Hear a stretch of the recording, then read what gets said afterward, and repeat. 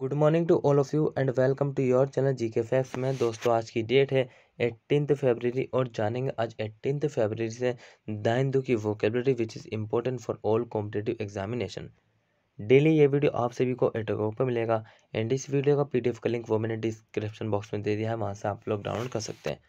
और जो new students हो जीके फैक्ट्स की फैमिली को सब्सक्राइब एंड शेयर करना ना भूलें। चलिए अब क्लास को स्टार्ट कर लेते हैं। सबसे पहले आज की हमारी फर्स्ट वोकेब से which is very very important. So first one क्या है, देखिए वेक्सेशस। क्या है वेक्सेशस? पार्ट्स ऑफ स्पीच इसका एडजेक्टिव है और मीनिंग है अफसोसनाक। क्या है मीनिंग? अफसोसनाक की, ठीक है। सो कोजिंग और टेंडिंग टू कोज एनॉयंस, फ्रस्ट्रेशंस और वरी। सो झुंझलाहट, निराशा या चिंता का कारण या प्रवृत्ति। मतलब कि अगर आपको ऐसा फील होता है, मतलब कि कोजिंग और टेंडिंग टू कोज एनॉयंस, फ्रस्ट्रेशन और वरी, झुंझलाहट, निराशा या चिंता का कारण। सो उसी इन सभी कारण के पीछे जो है उसके बाद जो हमारा भावना होती है हमारी, उसको क्या बोलते हैं? वेक्सेशन, मतलब कि अफसोस हो रहा है। क्लियर है? सिनोनिम्स क्या है इसके, देखिए एनोइंग, वैक्सिंग, एंटोनिम्स है डिलाइटफुल, प्लीजिंग। ठीक है भाई। सो इन दोनों के जो है आपने मतलब जो मैंने आपको सिनोनिम्स और एंटोनिम्स बताए उन सभी को याद रखना।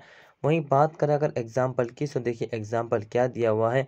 It was a vexatious summons and none of them turn up. So ये एक कष्टप्रद सम्मन था और उनमें से कोई भी नहीं था। क्या था? It was a vexation summons and none of them turn up. उनमें से कोई नहीं था, ये एक कष्टप्रद समन था। क्लियर है? सो ध्यान रखना इसको, जो भी मैंने आपको बताया है। वही बात करें अगर नेक्स्ट क्या है हमारी, जेनोफिब। जेनोफोबिक क्या है? जेनोफोबिक। पार्ट्स ऑफ स्पीच इसका एडजेक्टिव है और मीनिंग है जातिवाद करने वाला। सो आपने देखा होगा, हैव यू सीन कि कुछ लोग होते हैं जो कि इसमें मतलब कि बिलीव रखते हैं कि इसमें जेनोफोबिक में जो है उनकी बिलीव रखते हैं वो, ठीक है। और कुछ क्या होता है उनका जो है जेनोफोबिक, मतलब कि जातिवाद से किसी भी प्रकार का कोई रिलेशन, मतलब कि वो चाहते भी नहीं कि इस प्रकार से हो। सो ये जो जातिवाद है, ये जो लोग करते हैं, ये आज से नहीं, ये जो है एंशियंट टाइम से चलते आ रहा है, चलता था, चलते आ रहा है और हो सकता है इन फ्यूचर भी चलेगा, ठीक है। लेकिन आप सबको और हम सबको क्या करना है, इस सभी चीज़ों से बचना है। ऐसी जो हमारी मतलब कि पूर्व धारणा है उनसे जो है इसको हमें उनसे दूर रहना है, ठीक है। So having or showing a dislike of or prejudice against people from other countries. So दूसरे देशों के लोगों के प्रति अरुचि या पूर्वाग्रह का होना। क्या होना? दूसरे देशों के लोगों के प्रति अरुचि या पूर्वाग्रह का होना, ठीक है। सिनोनिम्स क्या है इसके? Racist, racialist, ethno ethnocentric, ethnocentric, ठीक है। एंड एंटोनिम से बाउंटीफुल, परमिसिव, थॉटफुल। क्लियर है? एग्जाम्पल डिस्कस करें तो देखिए एग्जाम्पल है, as a result the new parliament is distinctly more xenophobic and illiberal than its predecessor. So नतीजतन नई संसद अपने पूर्ववर्ती की तुलना में स्पष्ट रूप से अधिक xenophobic और अनुदार है। क्या है? जो मतलब कि नतीजतन मतलब कि जो एज अ रिजल्ट जो रिजल्ट है, वो नई संसद अपने पूर्ववर्ती की तुलना में स्पष्ट रूप से अधिक xenophobic है। मतलब कि अधिक क्या है, नई संसद जो न्यू पार्लियामेंट अधिक जातिवाद करने वाला है। सो ये है इसका मीनिंग, जो कि दोस्तों आपने याद रखना। नेक्स्ट चलते हैं, क्या है नेक्स्ट है मर्की। क्या है? मर्की है और पार्ट्स ऑफ स्पीच इसका एडजेक्टिव और मीनिंग है संदिग्ध। क्या है मीनिंग? संदिग्ध। डार्क एंड डर्टी और डिफिकल्ट टू सी थ्रो। सो अंधेरे और गंदे या मुश्किल से देखना। अंधेरे या फिर गंदे या मुश्किल से किसी को भी देखना, सीन करना। सिनोनिम्स से इसके क्लाउडी, डार्क। एंटोनिम से ब्राइट एंड ल्यूमिनस, ठीक है। क्लियर है? सो ध्यान रखना इसको दोस्तों, याद रखना और ठीक है, साथ ही रिवाइज भी करते चलिए। Next example, the river was brown and murky after the storm. So तूफान के बाद नदी भूरी और धुंधली हो गई। सो स्टॉर्म का मीनिंग क्या होता है? स्टॉर्म का मतलब होता है तूफान। The river was brown and murky after the storm. So after the storm जो मतलब की रिवर थी वो ब्राउन एंड मर्की हो गई है, ठीक है। क्लियर है? सो याद रखना इसको। नेक्स्ट बात करते हैं फटाफट से बच्चों, देखिए क्या है गांट। क्या है? गंट। पार्ट्स ऑफ स्पीच इसका एडजेक्टिव है और मीनिंग है भयंकर। क्या है मीनिंग? भयंकर। Extremely skinny typically because of illness or starvation.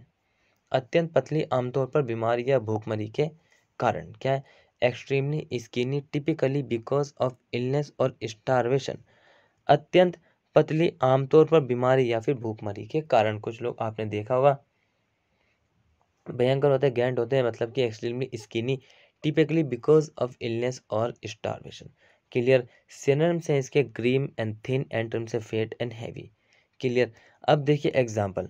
So example, after being held in a dark basement for 3 months the prisoner was gaunt and weak. 3 महीने तक एक अंधेरे तहखाने में रहने के बाद कैदी दुबली और कमजोर थी। क्या थी? 3 महीने के बाद जो अंधेरे तहखाने में रहने के बाद जो कैदी दुबली और क्या थी? कमजोर, मतलब कि वीक थी वो। ठीक है? क्लियर? नेक्स्ट क्या है? थ्रॉल। पार्ट्स ऑफ स्पीच इसका नाउन है और मीनिंग क्या है? गुलाम। क्या meaning? Ghulam. The state of being under the control of another person, मतलब कि जो किसी अन्य व्यक्ति के नियंत्रण में होने की स्थिति, किसी की भी जो है किसी अन्य व्यक्ति के अंडर में होने की क्या है? स्थिति है। क्लियर? सिनोनिम्स क्या है इसके? Servitude, slavery. एंटोनिम्स है मास्टरी, डोमिनेंस। क्लियर है? एग्जाम्पल डिस्कस करते हैं। तो देखिए एग्जाम्पल है, something he was completely enthralled to her. कुछ वे पूरी तरह से उसके लिए रोमांचित था। क्या था? कुछ वे पूरी तरह से उसके लिए रोमांचित था। Something he was completely enthralled to हर।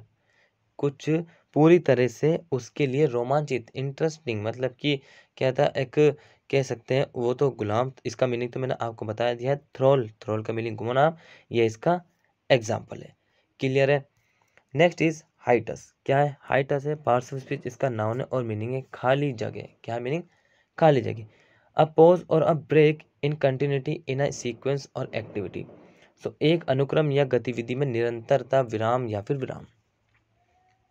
क्या है? A pause or break in continuity in a sequence or activity, किसी एक अनुक्रम या गतिविधि में निरंतर विराम। क्लियर है? सो ध्यान रखना दोस्तों, जो भी मैं आपको बता रहा हूँ इंपॉर्टेंस है, ये सबको आपने याद रखना। एंटोनिम्स की, इसके सिनोनिम्स और एंटोनिम्स की बात करें तो देखिए pause, break and interval. Antonyms है क्लोजर, जंक्चर, मिसफॉर्चून। मिसफॉर्चून का मतलब होता है दुर्भाग्यपूर्ण। ठीक है? एग्जाम्पल क्या है? तो देखिए एग्जाम्पल है, the professor will take his family and on a long vacation during his hiatus. So अपने अवकाश के दौरान प्रोफेसर अपने परिवार को लंबी छुट्टी पर ले जाएंगे। क्या करेंगे? जो मतलब कि प्रोफेसर हैं वो भी मतलब कि क्या अपनी फैमिली के साथ जब मतलब छुट्टी होंगी स्कूल की, सो अपनी फैमिली के साथ कहाँ पर जाएंगे? किसी पिकनिक कह सकते हैं या फिर कहीं घूमने के लिए कह सकते हैं, वहाँ पर जाएंगे। ठीक है? नेक्स्ट क्या है? हीव। पास्ट स्पीच इसका वर्ब है और मीनिंग है ढोना। क्या मीनिंग? ढोना। लिफ्ट और हॉल समथिंग है विद अ ग्रेट एफर्ट। सो बड़े प्रयास से उठा या ढोना कुछ भारी, मतलब कि विद ग्रेट एफर्ट आपने कुछ लगेज उठाया जो कि हैवी है। ठीक है? वो बड़े प्रयास से आपने उठाया। सिनोनिम्स क्या है इसके? हॉल, पुल, लग, ड्रैग। एंटोनिम्स है पुश। पुश मतलब का आपको पता है धक्का मारना आगे को। अब देखिए एग्जाम्पल डिस्कस करते हैं। So example, after he tried to heave the heavy weight above his head for the third time the weak lifter decided to give up. जब उसने तीसरी बार अपने सिर के ऊपर भारी वजन उठाने की कोशिश की तो कमजोर भारत भारोत्तोलक ने हार मानने का फैसला किया। सो जाहिर सी बात है, अगर किसी व्यक्ति की 50 kg जो है मतलब कि उठाने की उसकी कैपेसिटी है, ठीक है, अगर आप उससे 100 kg उठाते हो तो वो कैसे उठा सकता है? ठीक है? सो यहाँ पर यही कहा जा रहा है जो मैंने आपको बताया है। ठीक है भाई? नेक्स्ट है कनकॉमिनेंट। क्या है? कनकॉमिनेंट पार्ट्स ऑफ स्पीच इसका नाउन है और मीनिंग अनुषंगिक। क्या है meaning? अनुषंगिक। A phenomenon that naturally accompanies or follows something। एक ऐसी घटना जो स्वाभाविक रूप से किसी चीज का साथ देती या उसका अनुसरण करती है। क्या है? एक ऐसी घटना जो स्वाभाविक रूप से किसी चीज का साथ देती है या उसका अनुसरण करती है। सिनोनिम्स है इसका अकम्पनीमेंट, अटेंडेंट, कोरोलरी। एंटोनिम्स है इररिलेवेंट, अनएडेड, अनअटैच्ड। ठीक है दोस्तों। सो ध्यान रखना इसको। अब चलिए नेक्स्ट बात करते हैं, क्या है एग्जाम्पल हमारा, the fast was a suitable concomitant of that contrition which befitted the occasion. So उपवास और पश्चाताप का एक उपयुक्त सहवर्ती था जो इस अवसर पर उपयुक्त था। क्या था? उपवास उस पश्चाताप का एक उपयुक्त चक्रवर्ती था जो इस अवसर पर उपयुक्त था। क्लियर है? सो ध्यान रखना इसको। अब हम डिस्कस करते हैं। नेक्स्ट हमारे यूशुरियस। पार्श्व स्पीच इसका एडजेक्टिव है और मीनिंग है अति मिजाज, मतलब कि एक्सट्रीमली इंटरेस्ट या फिर हाई इंटरेस्ट या फिर unfairly high interest. So rate of interest that is unfairly high. So ब्याज की दर जो गलत तरीके से उच्च है। सिनोनिम्स की बात करें, एवेरिशियस, एक्यूजिटिव, रेपेशियस। एंटोनिम्स से फेवरेबल, अफोर्डेबल, मॉडरेट, जेनरस। ठीक है। अब देखिए एग्जाम्पल डिस्कस करते हैं। देखिए एग्जाम्पल भी वेरी वेरी इंपॉर्टेंट है। ठीक है, आप सबने डेली सेंटेंस बना के ट्राई करना, जिससे कि आप प्रैक्टिस करो और साथ ही जो है इम्प्रूवमेंट या फिर ब्रश अप टू करो अपनी इंग्लिश में। Can you lend to the poor without charging usurious interest? क्या आप बिना ब्याज के लिए गरीबों को कर्ज दे सकते हैं? शायद ही कोई हो, परेस एनीवन, जो कि बिना मतलब कि विदाउट चार्जिंग जो है गरीबों को इंटरेस्ट दे सकता है। ठीक है भाई, क्लियर है? सो ध्यान रखना इसको। दोस्तों आज का जो आपका वोकैब का क्लास था वो यहीं कंप्लीट होता। आई होप आप सभी को अच्छा लगा होगा, आपने एंजॉय किया होगा, न्यू सीखा होगा। ठीक है, अगर ये सभी चीज़ें मतलब कि ये सभी बातें जो मैंने आपको बताई आपने फील किया, सो कंजूसी ना करिए, चैनल को लाइक करने में, सब्सक्राइब करने में और कमेंट बॉक्स से कमेंट करना आंसर ना भूलें। साथ ही बेल आइकन प्रेस करिए और शेयर करें। ठीक है, सब्सक्राइब करें और मिलते रहेंगे आप सभी स्टूडेंट्स से जीके फैक्सी फैमिली में। Till then take care, all the best, have a nice day. Thank you for watching this video all of you.